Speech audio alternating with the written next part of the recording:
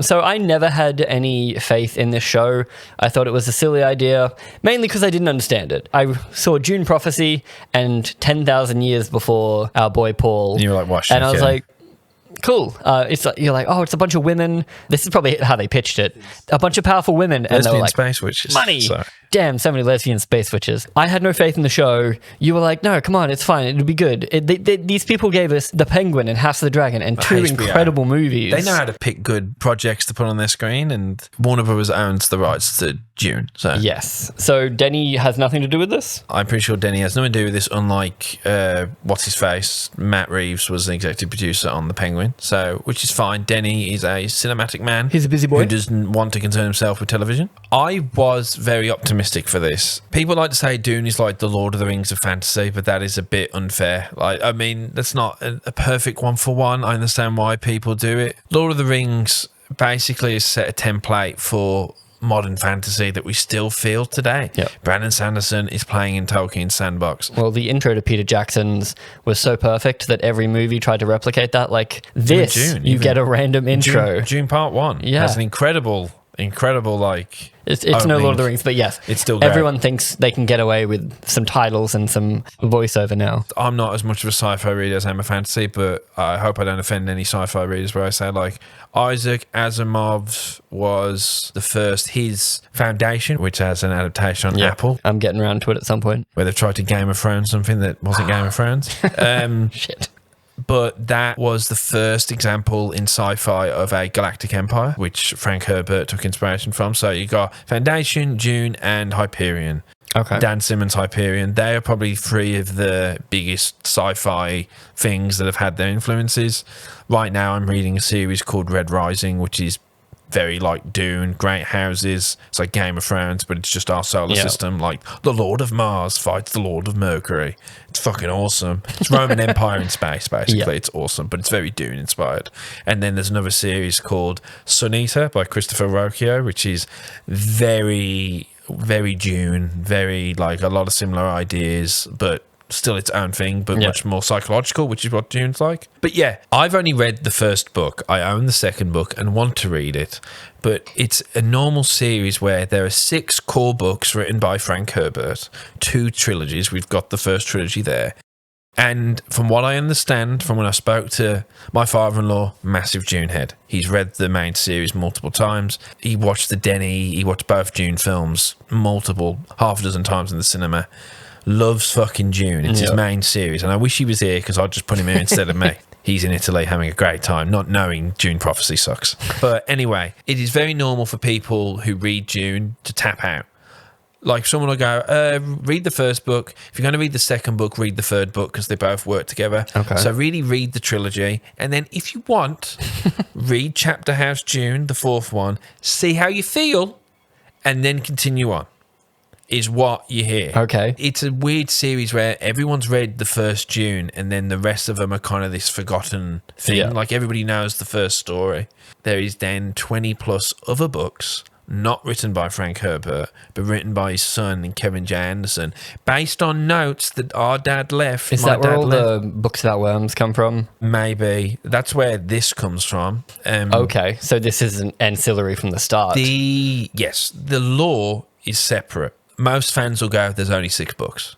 Most people will say Brian Herbert and Kevin J. Anderson's expanded Dune books, both prequels, and they did. Sadly, Frank died before he wrote his 7th and final book, but his son with Kevin did write 2 books that were sequels, but I don't think they're highly regarded, and most people still just say it's 2 trilogies and leave it at that. Right. And each book more or less ends, and you could leave it.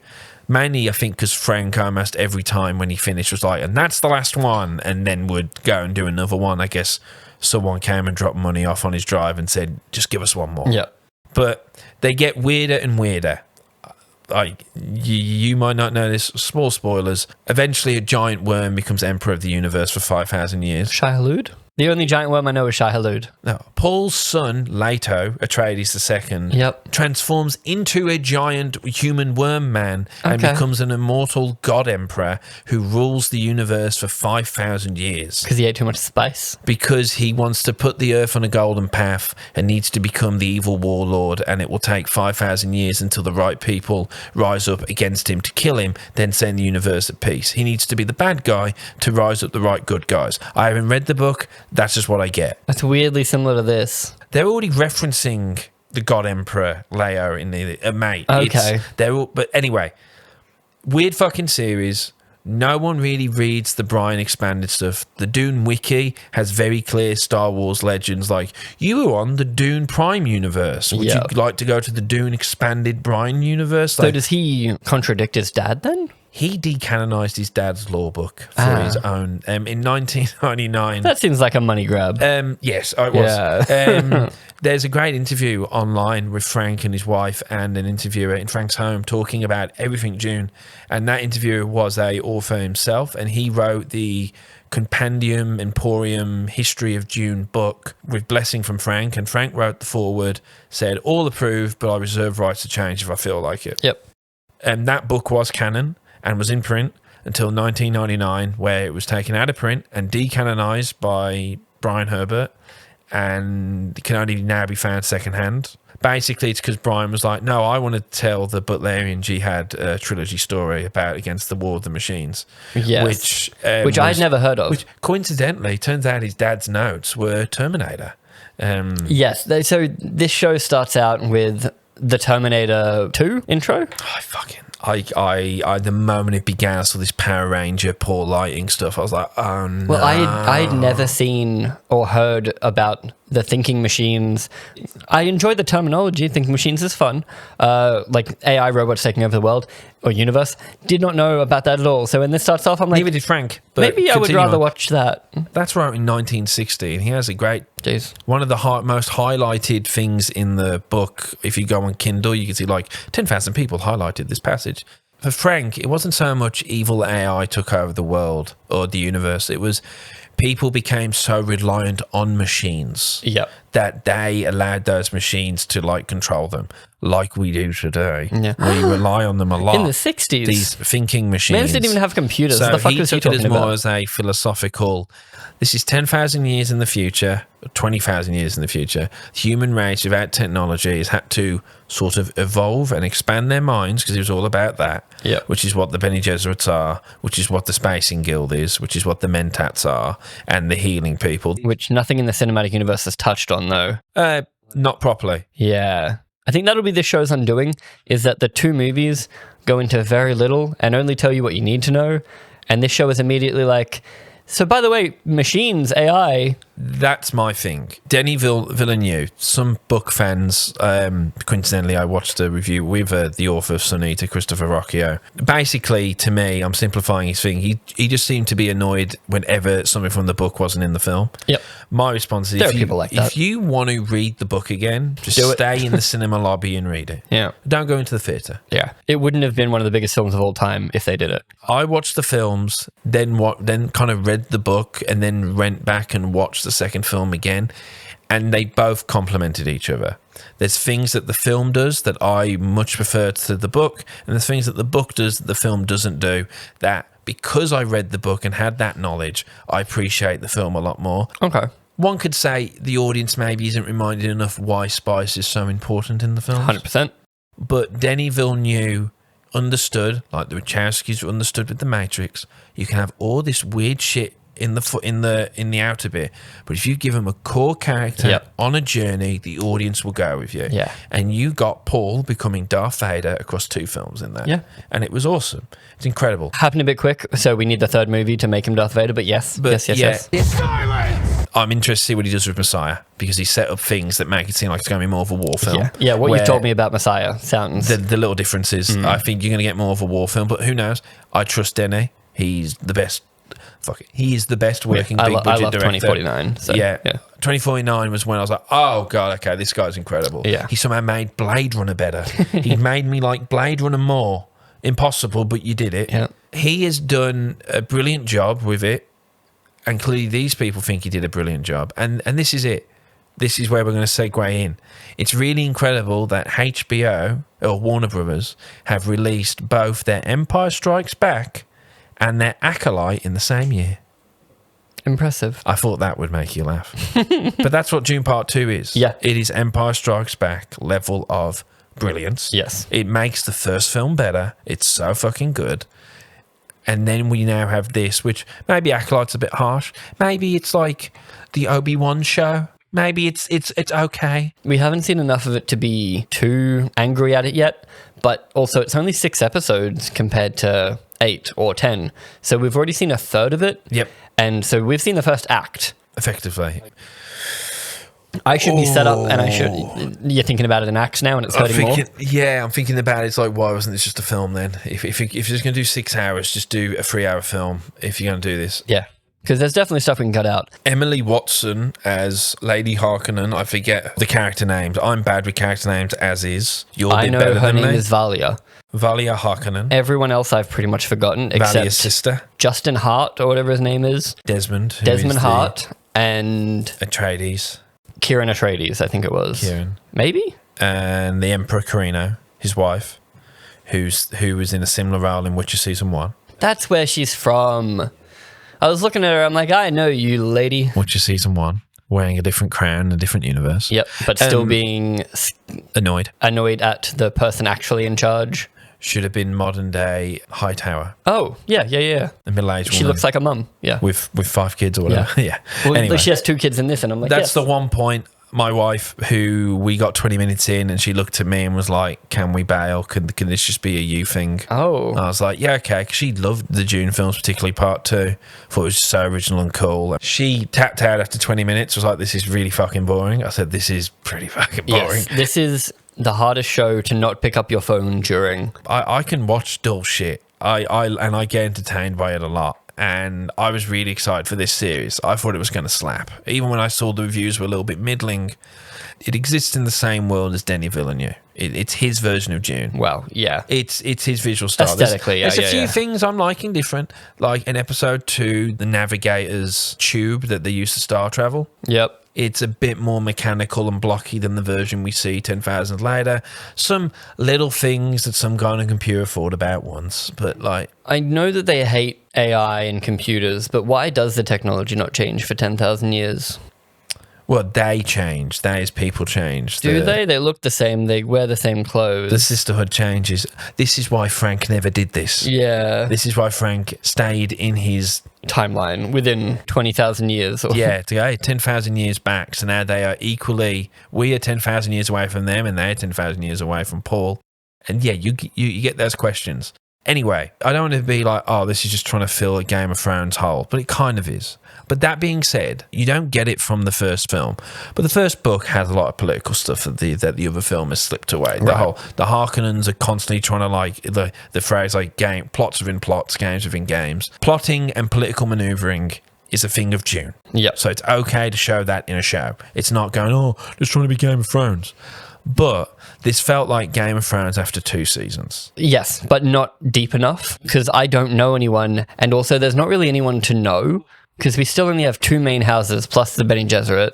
Think about the opening of Game of Thrones. Do you remember the first episode of Game of Thrones? Game of Thrones, yes. The opening episode, everybody converges on Winterfell. Yeah. And everybody meets each other. We meet everybody. Nothing really is happening. And they say each other's names a lot. Yeah, so we that get you know to them. know everyone. We get to see them interact with each other. We get to realise, like, John seems all right. Jamie's a dick to John. Jamie's a dick. And we get to just see how they all act. And we all get to be invested in the characters before we go on this journey. It's a known trope amongst stories. We meet Harry Potter before he goes on the train. Yeah. All that shit. This is like, oh, hey, we actually filmed 6 episodes of Hogwarts in space, but we can't have enough, so we're going to have Emily Watson talk over it, get to the core points. I felt like I was watching a whole of a season summary with that 10 minutes. But then we see her young self, which we don't see again. Apparently, we're going to flash back to her. But what? Yes. Okay. But you can show me that later. I don't need to see that in episode 1. But I was there going, surely this is the show, guys. It was 14 minutes worth of intro before they flash forward. Because this show was called Dune Sisterhood, then got changed to Prophecy. because that 14 minutes, from what I understand, is what the book Sisterhood of Dune is. Okay. There's the Schools of Dune trilogy that Brian did, the Mentats, fucking... Dune's confusing. The Mentats are they're like human computers. They just do all the calculations for them. Okay. Then you've got the doctor with the diamond on his forehead. They're doctors who can't harm people. So We are saw they one from episode this, two. or are they from... They're from both. Okay. And that doesn't change in 10,000 years either? No, this is it. This is it. Yeah. The Carrinos have been the emperor for 10,000 years until Paul came along. Oh, is that... So It's Emperor. Christopher Walken is a Carino? Yep. Okay, so And they're on Salusa Secundus before it gets fucked over. they're not losing power in the next 4 episodes. Right now, the Emperor controls Arrakis, and eventually the Landsrad will take control. Right. All the lords go, hey, you're the Emperor who now also owns Arrakis? That's too much. Yeah. So we're going to just transition power of Arrakis. That's what Denny doesn't bring up. Denny does not bring up Landsrad. He does not bring up CHOM. He does not bring up alternate still suit providers that are in the book. He doesn't even remove certain characters that I would love to see, like the Emperor's personal assassin. We see his wife who fucks Baldy. They filmed it. It was a great actor. You'd know him if you saw him, but they got rid of it because it was confusing. It wasn't about Paul. And that's why, honestly, Dune is good. And this stuff reminds versus me the original. of the bad David Lynch film, which opens on a PowerPoint going like, the planet Arrakis, the planet Giddy Prime. Yeah. And then the bad sci-fi show of the night. Did you ever see the 2000s Dune sci-fi TV show? No, I never got around to... It's called Children of Dune or something. No, they actually did the Dune story. Then they did Children of Dune with James McAvoy. Right. But with that, they full on first 5-10 minutes, you're seeing the guild navigators who are mutated because of so much spice. They're in these giant tubes and they navigate through space because they've consumed so much spice. You don't need to see that because that shit's confusing and doesn't make any impact to the story of Paul. I would also maybe want that in this because then this would explain something. Whereas the intro to this, that 14 minutes, doesn't tell me anything I need to know. My problem is with this show is that I don't care about anyone. 100%. I've been given no reason to care about anyone. They're not particularly likable. They're not fun to hate.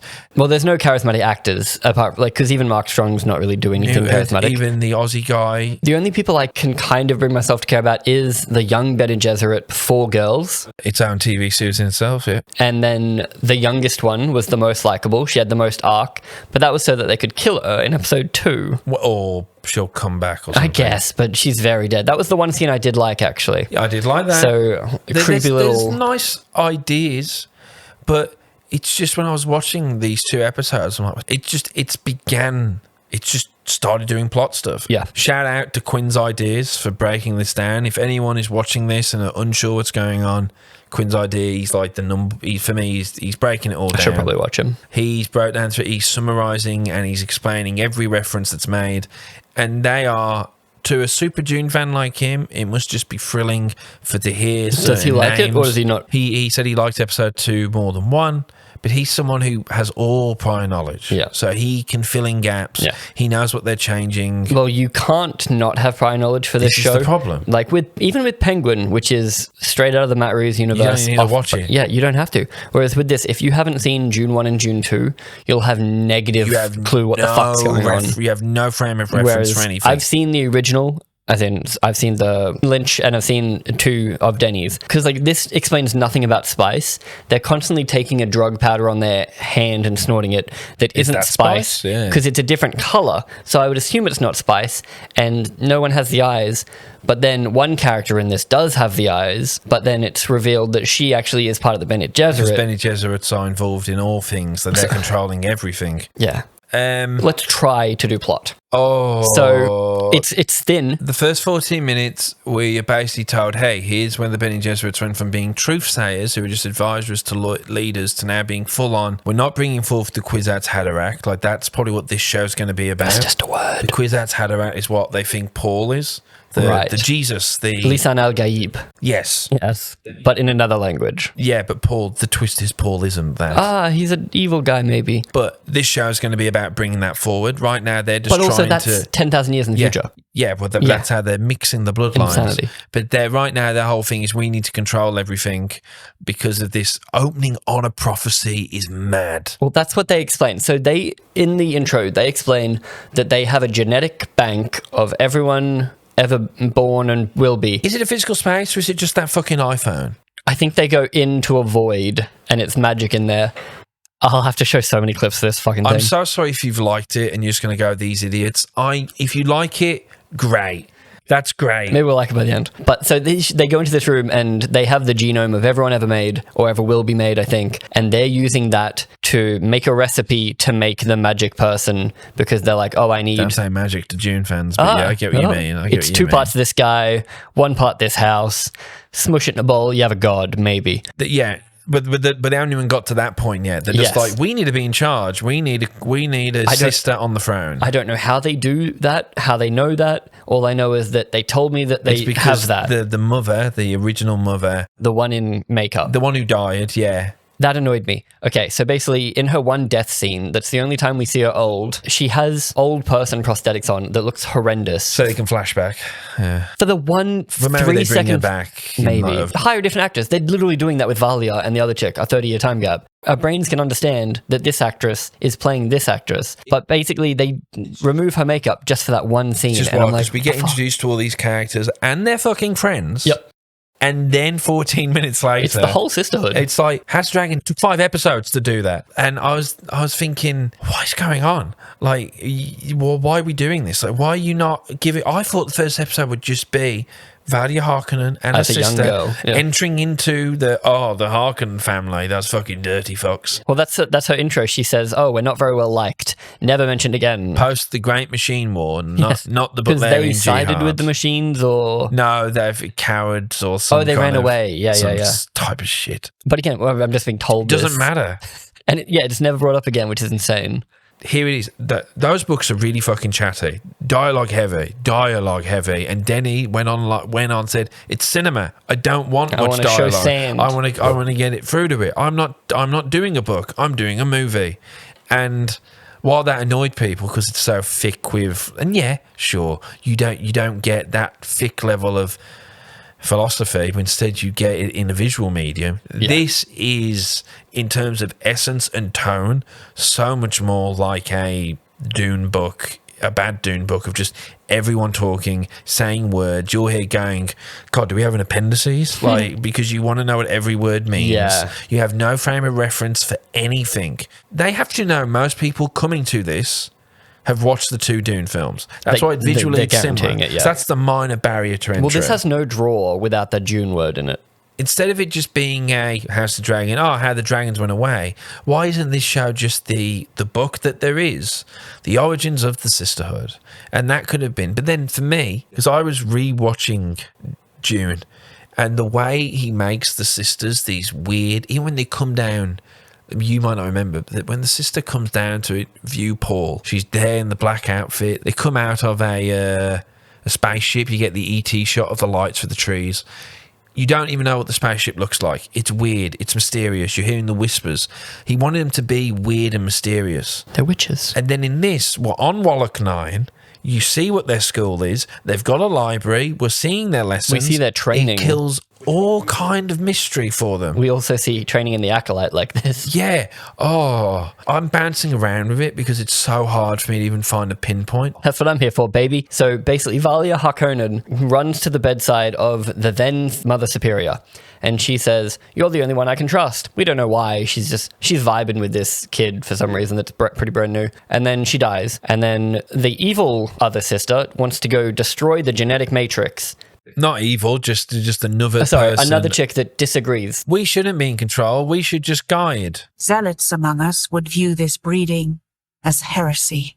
They call her a zealot because she doesn't believe the main thing. They've got the orange Catholic Bibles. Don't worry about that. Okay. She wants to destroy the Matrix because she says, making a god king emperor is kind of weird, bro. Yeah. In 10,000 years, let's not do that. But then Valia is like, stab her. And she makes her stab herself in the throat.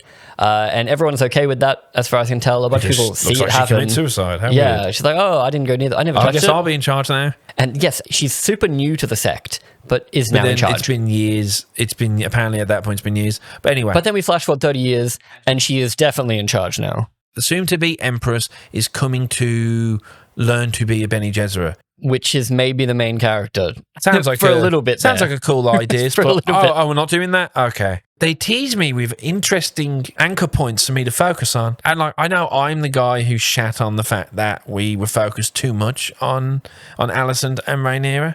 I'm aware of that, but at least we were focused on something. Like, Well, they've got sisters in this, and I didn't even realize. actual sisters and work sisters. I didn't realize Valia was sister to the other chick that's like the They're second in both command. Harkonnens, yeah. Part of the second episode, I was like, oh, that's her sister. And you have such a good relationship with this one girl. When was that fucking... Yeah, that was maybe that's. Oh, I think of you as my daughter, but These episodes are so dense. They're so loaded with shit. but they still fall into the House of the Dragon trap of cutting away every 2 minutes. Episode 2 is a great example of the dock scene that you are going to talk about a lot later. Just because it was on another fucking dock after House of the Dragon. Valia goes to meet a chick on a dock.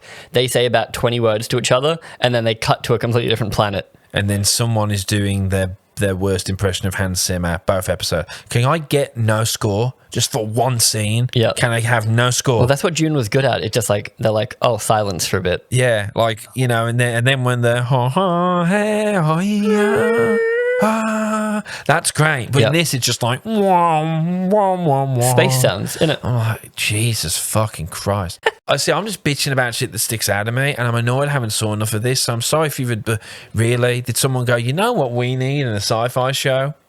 A club scene. We don't get bar scenes or club That's scenes. the princess that is going to become queen. But first, he's going to be a Bene Gesserit for a bit. Will become a Bene Gesserit for 10 years, apparently, because the Bene Gesserit want to mold her to become And he's marrying Warwick Davis. I'm sorry. a child. Sorry, Another is small that person. Warwick Davis? No. It was just a small boy. Oh, no, I'm thinking of the kid on the Segway from Doctor Who.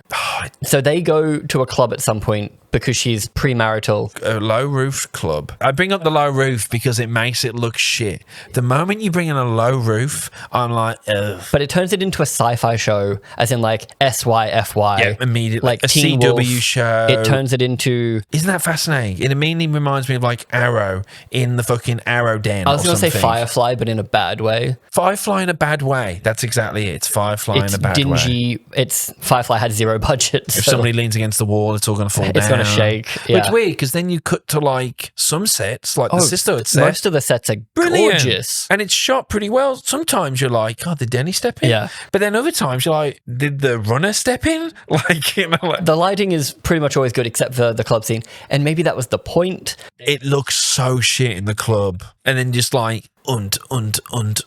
Like modern day club, not 10,000 years club in the future. Also rags everywhere. The first 2 Dune books take place a lot on Arrakis, but then I think the other 4 that he writes do go over places. But to me, it just doesn't feel like a world where I want to see a club. I don't want to see the corner shop. I don't want to... It's stuff that feels... It's so alien, this world. Like, in the book, he doesn't explain what ornithopters look like. Denny did good then. Exactly, because it's meant to feel like this ancient world. It's 20,000 years from now, so it's so ancient. And he did such a good job of like Caladan and the castle of Atreides feeling old, and even like the way the lights follow them around. It all just feels. Oh, I can't talk enough praise of how good an adaptation that he did. The Lord of the Rings good for me. It's definitely an issue making it 10,000 years early because I can't turn off my bit of my brain that's like I didn't change at all. 10,000 years in the future. We've got the Sisterhood doing their Sisterhood stuff. Then within the Sisterhood, you've got younger acolytes. One of them's like this headstrong individual. One of them's like a nice girl. The other one's... A little bit crazy. The one that said I got passed around as a girl. Yeah. Only joking. So you got that story. You've got one of everyone. It's a crew. And then you're going to Seleucus Secundus before, which is where the Carino family used to live before they moved their holiday home, because it's a commentary on human destruction that they destroyed Seleucus Secundus and it became a prison planet where they then have their Sardaukar, who are then trained, the throat singing. Oh, yep. That's Seleucus Secundus in the film. I think there was maybe a subtitle that told me that, but yeah. So I'm pretty sure anyway, there's going to be some, I'm not a Dune expert if it's not Seleucus Secundus. don't fucking care. Dune's fucking crazy.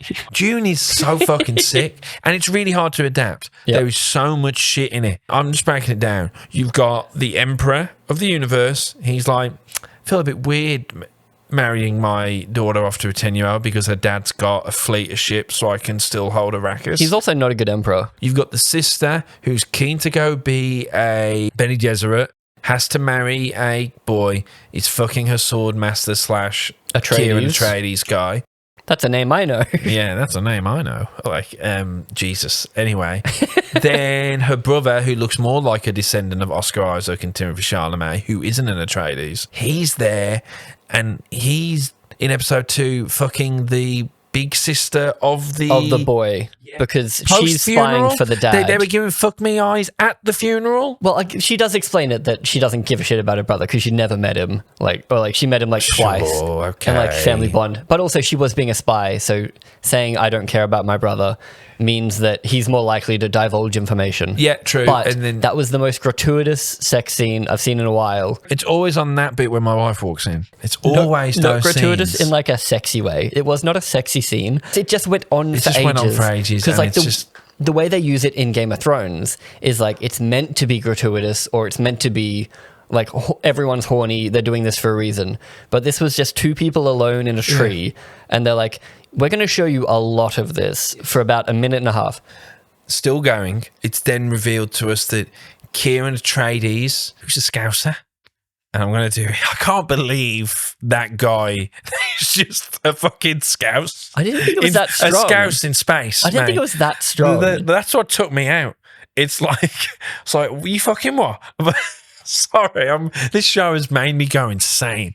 But I like how I'm just getting slowly bored in the corner watching this show while you're just why? It's just, so you've got Kieran Atreides, I'm an Atreides. We don't get knocked out. I'd rather be fat and happy. Sorry, but that's all I was thinking about was fucking Paddy Pimblett. I say that, but then I would have been fine if the Harkonnens were fucking my accent. That actually would make sense because they're from an industrial world, that the Harkonnens would be Brummie. Oh, you light hard. We're the Harkonnens. We're going to take over Arrakis, we are. That's the only thing that is not carried over, the look of the Harkonnens changes in 10,000 years. Yeah, there you go. There's your 10,000 year change. Yeah, there's a random Harkonnen at the engagement party, and he also just looks like a guy. He's just skeevy, that's about all. And then she doesn't want to give the Harkonnens a truthsayer. It's the fourth request from House Harkonnen. She's like, fuck House Harkonnen. And apparently in the book, she's all about trying to make Harkonnens big and powerful again post-Machine War. But in this, she doesn't give a shit. But then when she hears the name Atreides, she's like, Atreides? Because that's a name I know. Yeah, that's a name I know. Yeah, they're really trying to make sure. That's really all it is. Kieran Atreides is shagging her. But then also Kieran Atreides is trying to do a heist because he's working with, I think... A rebellion. A rebellion of the lesser houses? Yes, because they're sick of the rich people having all the spice. Having all the spice. But we don't know what spice does or why it matters and what the poor people will do with the spice if they get it. Because it's about space travel and having cool dreams for me. It's basically the key to their whole society. If you can't have spice, the society But how do the poor people use that? It's not the poor people. I think it's the lesser houses. So Atreides is a lesser house? At this point, I think they are. Okay. But then, I don't know. Yeah, then they haven't explained I've only read the first book. Because I would only know the name Atreides because of the other movies. Yes. Oh yeah, we don't even know what they're heisting. He's heisting. He wants to get all that. I think this is then going to be the origin of CHOM. Stop saying things. CHOM stands for something. It's an acronym for basically it's the business. It's the one conglomerate business that controls all trade, especially spice, that all the houses have an investment in. So all these houses are basically just Elon Musk investors. Right. So the reason why Duke Atreides is called Duke and Baron's called Baron, it realistically is just because the author was like, Baron Harkonnen sounds sick, Duke Atreides sounds sick, but also Duke I think sounds cool, Baron sounds also evil. I think just in world, the Emperor's just like, fuck it, you can be called Duke. That's my impression of, So, the person we've missed is Desmond Hart, also known as Ragnar Lothbrok. Whenever I hear Desmond, I just think of Assassin's Creed. Basically, he is Jason Momoa from the movie for the first 10 minutes. He's that guy for a little bit. There's all sorts of daft theories that would fucking ruin you. Like the Ixian. Sorry. Desmond Hart, stop saying words. Desmond Hart rocks up and he is a soldier of the Emperor. Who believes he's been fucked over by the Sisterhood in Arrakis or something. Well, he lived on Arrakis and fought on Arrakis, and his whole platoon was wiped out, but he survived. Those damn Fremen have been a problem for 10,000 years. Sorry. They haven't dealt with it. It's fucked up. It's amazing that the Emperor's like, fuck it. 7 ships will fix a 10,000-year problem. Just stray them. Just stray. Why are they alive? Why do they let live? I know that they're like, I'm they English. keep hiding and stuff. You love to colonize. Yeah, but we managed it with our bollocks. The English had what the Emperor Carina Well, you had. had both. That's a weekend, mate. Yeah. If Maggie Thatcher had what Emperor Carina had, weekend. Long weekend's Oh, work. God. Over Easter. Give them 4 days. Yeah. We shall get the spice. But yes, Desmond Hart survived, and he says Shai Hulud saved him. And Shai Hulud is a big worm. You only know that if you... I think they maybe mentioned Which it for a has second. a giant furnace in it, which is why he maybe can do fire powers, because they burn the... Okay, I saw a big worm eat him. This is extended law shit, apparently, where apparently in like the later books, because they obviously are making the spice, their bodies are they're like pooping it out. furnaces. Their bodies are like furnaces, so maybe he got consumed. But then there's people who... That's not how giving someone powers But then works. he might be a Gola, which is stuff from the second book, where they are machine-made-up people who are now got... As in thinking machines? Yeah, he might be from the planet of Ix, the Ixian, who are the one planet that have machines. They're like a separate... Mate. So the machines still exist because the boy had a machine toy and Desmond did stab it, so I guess that's a connection. In a public place. Was Yeah. fiddling about with something illegal.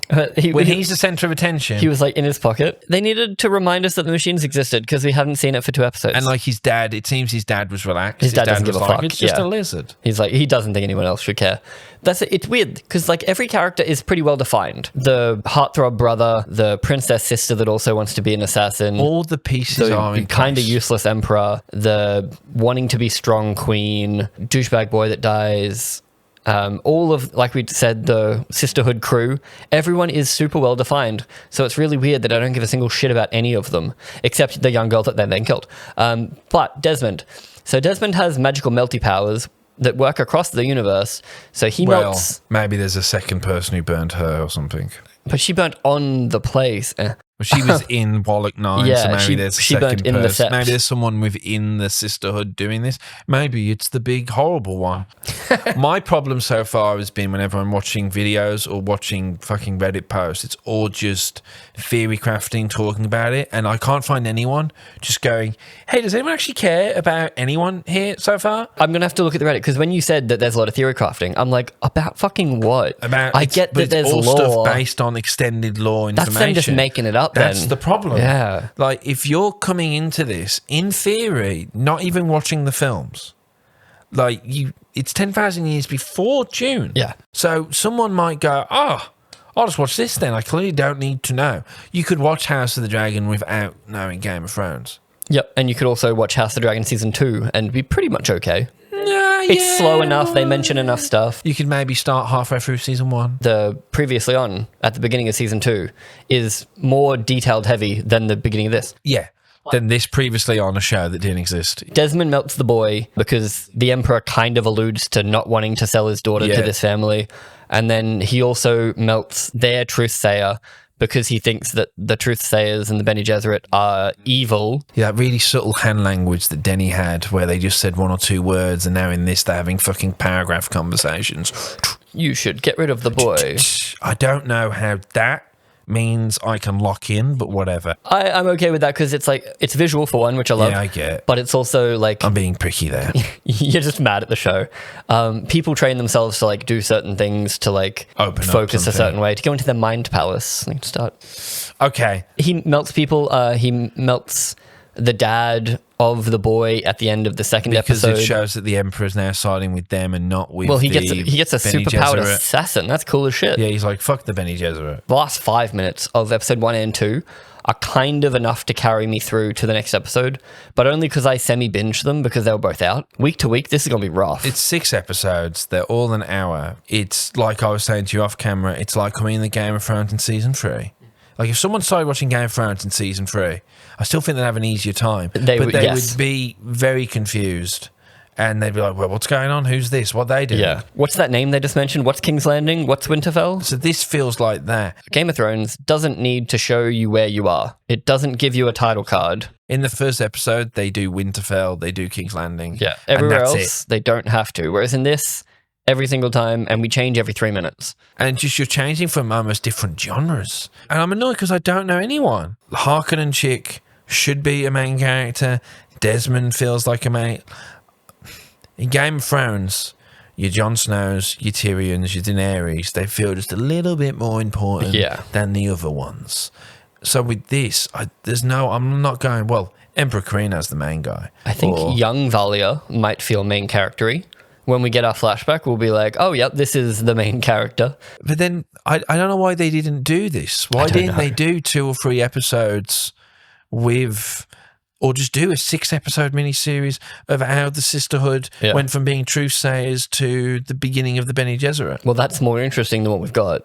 Right. Because we're in the middle of something. Then we're in a space, people can come in, and then if we want to do season 2 and 3, we then take these characters and venture out. Kind of like what we've done with House of the Dragon. And it's like getting a journey. How is it a TV show where I'm not getting character stuff? Yeah, they're setting up for like, there's going to be the heist. The young girls are going to do their training. But we're finished Act 1 now. Like, we are a third of the way through. We should know a bunch about them. They're about to do their thing. They're about to get on Han Solo's Millennium Falcon and fuck off. But I'm not insane, am I? That no one, you're not investing in anyone. No, you feel like you're just watching plot dispensary. Like you're not watching character growth or work or anything. You're just being told, here's this character, this is their deal, we're going to move on. Like, I don't know why I care about anyone, like why I'm invested in anyone. Like, remember how you said, like, Star Wars to try to do the whole Yord Horde shit? Yes. I feel like this is... Have they tried to do anything about this? I haven't seen any advertising. Who are the characters that you're getting pumped about in this? Yeah. There's no Daemon Targaryen. We have a heartthrob, at least. There's no... Even the Penguin in the Penguin. Like, most TV shows, particularly TV shows, thrive on character stuff. We've had almost a full Dune movie so far. We've had, like, 2 hours and 20 minutes. But with that, you follow the journey of Paul. Denny understood that. Yeah. He understood that the moment, because he's watched the David Lynch, he's seen the sci-fi version. If you go and throw all this stuff in, Landsrads, CHOM, Spacing Guild, it's worth the sacrifice of the audience not fully understanding why spice is important, if it means that they go, wow, Paul's on a journey and I'm invested in it. Zendaya, like all these elements that you're into. And I think Brian Herbert is involved in this, but I know I'm ranting a lot, and this has been more than a rant than a breakdown, but I've watched both these episodes. I'm not saying I'm an idiot, and I'm not saying I'm a clever guy who should understand, but I really am struggling to see why I would be watching this show if it wasn't just to talk about it with you. It's so antithetical to the Dune movies as well that there's no carryover audience there. Like, I don't think anyone that likes Dune, your wife, she bailed in 20 minutes. Yeah. She loves Dune. Anyone that likes Dune, they're not getting what they got from Dune in this. Yeah. Because what they got from the film was, for them, Dune is giant worms, someone yelling "listen on our guy Hebe" every 5 minutes. Like, these are the things that mean vibey. It's a vibey movie. And like, and I know they don't want to fall in the trap of Star Wars where everyone's going Star Wars, laser swords, and then all of a sudden you're just regurgitating stuff. They're trying to branch out. But Children of Dune could honestly be a good TV show from what I understand. It already has been a TV show. Yeah. And that's a bit more of the, it's Paul's kids, it's all that stuff. That feels like, from what he's described it to me, would be a sick miniseries rather than a movie. Timothée Chalamet has 40% of Dune 1 runtime. So he's in 40% of that movie. So he's in an hour and 2 minutes. Part 2, he's in loads of it as well. And in this, everyone has like 3 minutes each. Like, that's how broken up it is. Who's the main character? You know, like, I know you go, oh, it's Valia Harkonnen because we open on her. Is it though? I'm not invested in Valia Harkonnen. Why should I care? Why should I care about her and her mission? Why do I care about Emperor Carino and his love for his... Other than the fact that a dad would love his daughter. Does he love her? Like, but he seems to love Arrakis. And yeah, it's real cool that we're seeing prophecies. It's real cool that we're getting all this Dune-y, weird psychedelic stuff. And yes, the last closing sequence when she's having the poison transition, which Paul had and which his mum had in the film, and we didn't get to see that. That's pretty cool. Yeah. Because it's like they're seeing all their ancestors through their DNA. cool. Which is very Desmond from Assassin's Creed. Which is probably where Assassin's Creed got it from. Like when we went into our brain, I was like, oh, but then it got really cool, and I was like, ah. But then, okay, all that stuff's fine. And yeah, it's cool to see this universe mostly recreated. Sets are great. Most of the acting's good. I wasn't crazy when the Atreides walked into the club and it's all these randoms, and then It was very rebellion. It was like, hello, rebellion, rebel number one. How are you, my man? I think they even have a little rib sesh where he's like, oh, you're banging the daughter, are you? That's my least favourite. Like trope. stereotype where it's like it's the you son of a bitch I'm in. Yeah. Like it's that. I hate it. Well, they do it immediately. Yeah. The blue-eyed chick turns out to be a Bene Gesserit. because the Bene Gesserit are involved in everything. Like they have a Bene Gesserit spy in like the medicine school. But she doesn't trust Kieran Atreides anyway. And then she's like, oh, we need to throw him under the bus? Cool, throw him under the bus. My first episode, obviously, I'm someone who can't even finish his own novels, but I would have said the first episode should have been just about this wedding. Yep. Just do Winterfell, episode 1. Do Wheel of Time, episode 1. The setup of, it's the royal wedding. All your major players The are here. Reverend Mother has came to witness the royal wedding. Well, I suppose that makes sense. Yep. Who's this weird Desmond guy who came from Arrakis? All the major players converge. We meet them. Boy gets burned alive before the marriage can be done. Who killed the boy? Murder mystery. That's an episode of The Witcher. It's interesting that the mum is in The Witcher, because I did actually think halfway through the first episode, I'm like, this is like a really pretty version of The Witcher. In the way, like, I don't give a shit, but like it looks good, and like it kind of has a bit of the architecture similarities, like the random bit wide shots. Yeah, it's just, I'm watching this stuff because I want to be interested in characters, particularly in TV shows. The reason you have multiple episodes. If you like this show, who's your favourite character and why? That's a Who good do one. you think is the main character and why? That's a damn good call to action, son. Comment, let us know. We're going to do this again next week. Hopefully I'll be calmer. It's the most annoyed I've been about something. Oh, easily. Yeah. Maybe late House of the Dragon. Yeah. When they did some stupid shit. Yeah. Anyway, we're back.